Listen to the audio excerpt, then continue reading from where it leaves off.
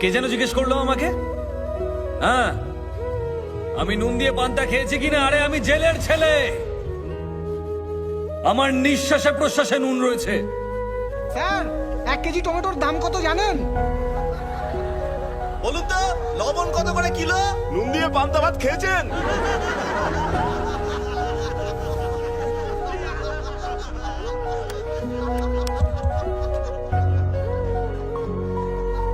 আজ আপনাদের কথা শুনে খুব লজ্জাই করছে আমার। সত্যি কথা বলতে 1 কিলো টমেটোর দাম আমি জানি না। টমেটোর দাম জানে না, নেতা হতে এসেছেন? এই স্যারকে টমেটোটা চিনিয়ে দে না। স্যার একবার এই টমেটোটা দেখে নিন। আরে এই এই এই